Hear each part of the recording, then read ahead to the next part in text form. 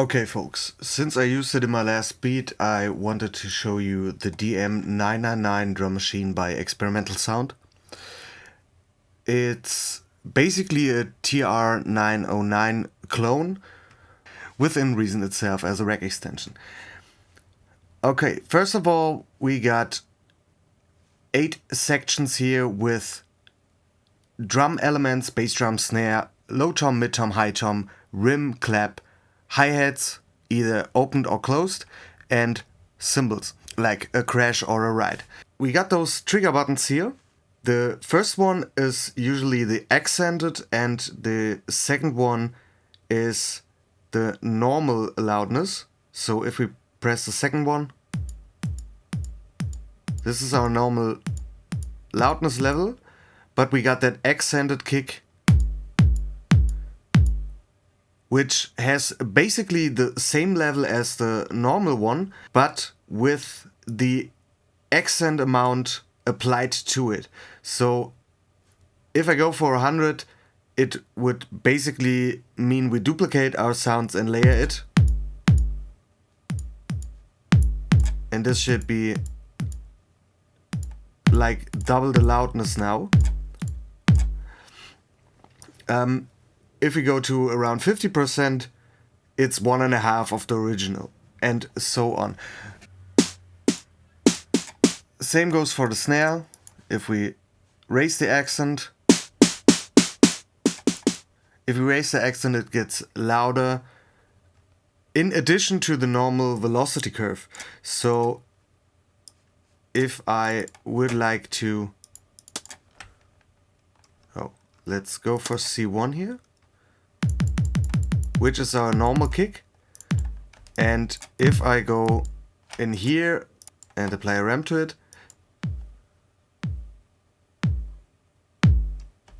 you see as soon as I reach 101 here at velocity, it gets louder as one that's only 100. Which should basically the same, but it isn't. So every time you go over 100 with your dynamics, the accent will be applied to your sound, so you get little variations in addition to the normal velocity. Okay, what else do we got here? We got this mod button here, and if we press that mod button on the upper right half of the device, there's a little extra panel where we could change the behavior of our bass drum in this case. So we have the option to high pass the sound, to tune it via VCO, to extend the decay. So if we go for extreme, and as you hear, it's basically double the length now. And we get to apply a noise.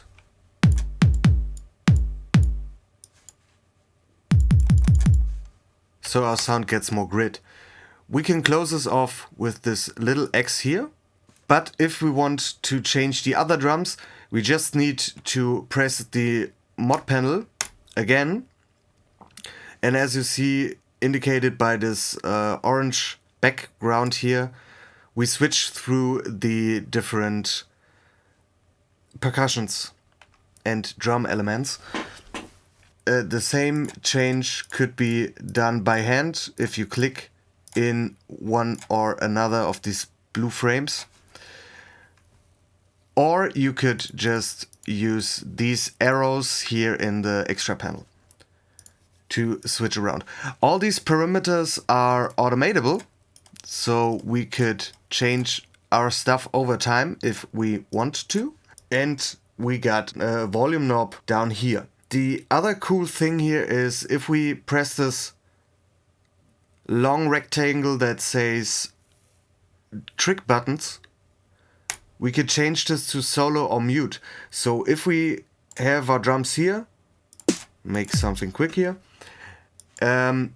we could decide if we want to solo or mute different sections. So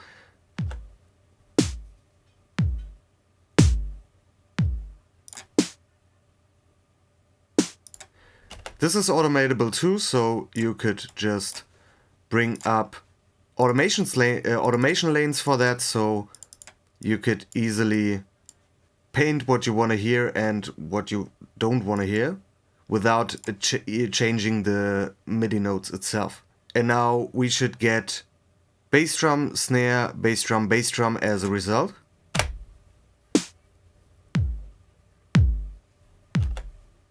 So this is pretty handy and a nice feature to have. Let's take a look at our home folder.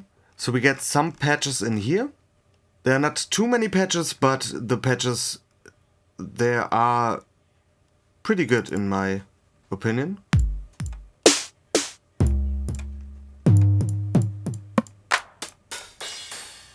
In addition to the patches that come with DM-999, we could also set up some grooves that come with it.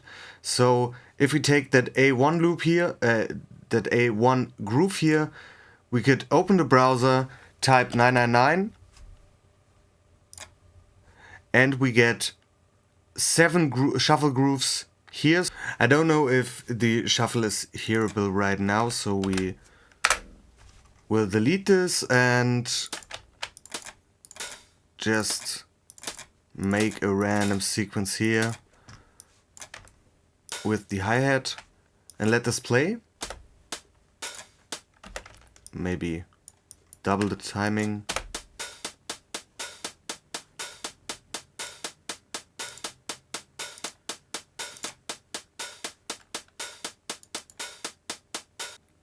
And as you see, the shuffle is very subtle, but if you set more automation to it, it will get a little bit more usable. Okay, let's see what the backside of this got. So we got our typical left and right master out, as well as groups of 2, so bass drum and snare, all the toms, the rim and clap, the hi-hats closed and open, and the cymbals, so crash and ride. So if I want to split the bass drum and snare to different channels, I just need to make a new mix channel and reconnect the R to the L of the new mix channel. And what we do now is we pan our bass drum to the left side and our snare to the right, and now we got them separated for each channel, but they are monoed together to the middle. Same goes for the open and closed hi-hat if we need to, or if we got the toms, for example, which contains 3 toms, so the low, mid and the high tom, we could set up 1 to the middle, 1 to the left side, 1 to the right side, and split them into 3 like this. So let's set this up, for example. So we put the left side into the left side and the right side into the left side of our new channel.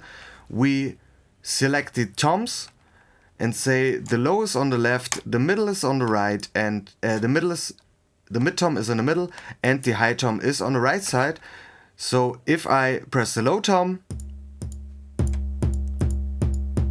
it's out of the left speaker, out of the first mix channel. If I play the high one, it's only the right channel. And if I play the middle tom, it's both channels at the same time.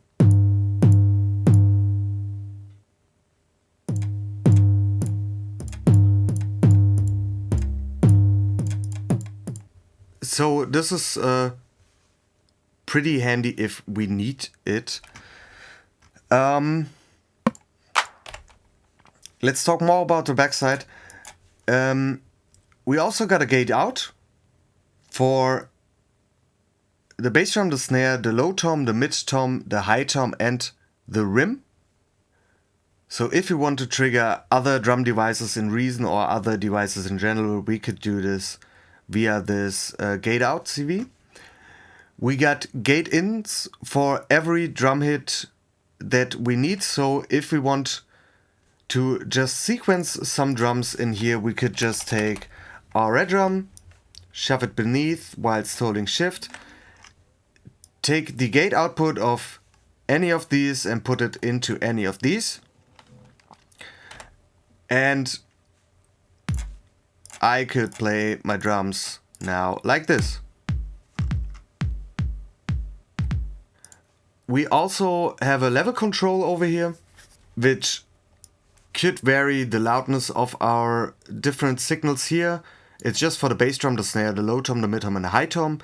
We got a decay CV in for the bass drum, we got a tone CV in for the snare, and we got a tune CV in for the low, the mids, and the high toms. We also got a tune input for our hi-hat. So this is combined for both, for the open and the closed. As well as different decay CV inputs for the closed and the open hi-hat. And we also got a tune for our crash and a tune for our ride. We also got that accent level in, and if we would take, for example, our pulsar LFO, we could hook it up into the accent level, and if I play now, our global accent will shift.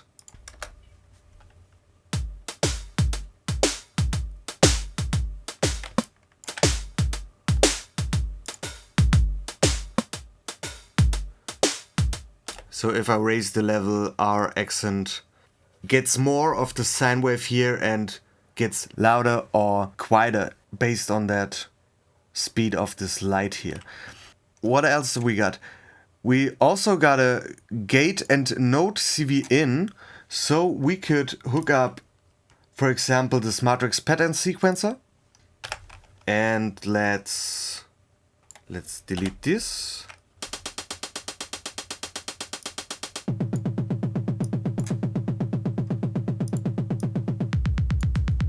So this is our bass drum, and we could sequence our drums in here like that. Or we could just choose a random pattern by pressing Ctrl and R. The notes are spread out all over the place, but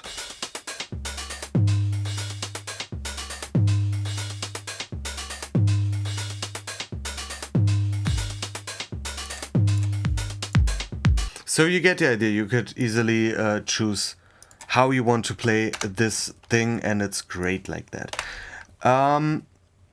What else do we got here on the backside? It's only this analog circuitry thing here going on the backside. We got a master drive we could crank up to distort our sound more. We got a drive character to decide if it's a dull or a bright distortion. We also got this background noise here and this random knob here. The background noise will add just a static noise to the sounds. So if we raise the master drive, it obviously is very too loud. But even if we decrease the volume, the distortion type stays the same, so we could crank the master drive to get a little bit more distorted sounds. The drive character gives us more of a dull or a bright sound, so if I raise this, the sound will get a little bit brighter in distortion, and if I decrease this, the distortion will go into the lower end of the spectrum. The background noise basically gives you a static background noise. If I raise the master volume here, maybe let us see this. This is the static background noise that's applied by the BG knob, BG noise knob, and we got this random knob here, which basically gives us slight fluctuations in sound quality. So so the DM-999 just behaves a little bit more like an old slightly wonky circuit, if this is the right term to explain that. But if I play my drums here, and let's set it to 0.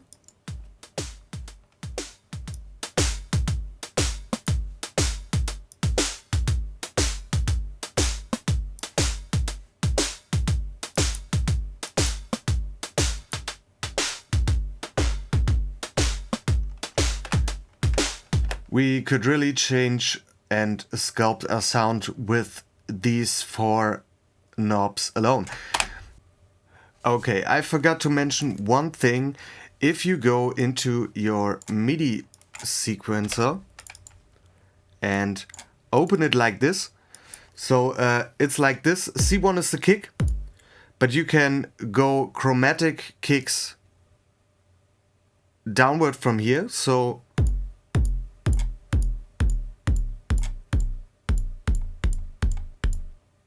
down to minus C1 till it completely disappears. Or if you go up, you get a snap, a snare, a clap, another snare, your low tom, your mid tom, your high tom again, a shortened tom, another shortened tom, and if you go to the black keys, you get hi-hat closed, hi-hat open, crash cymbal, and from here you get pitched hi-hats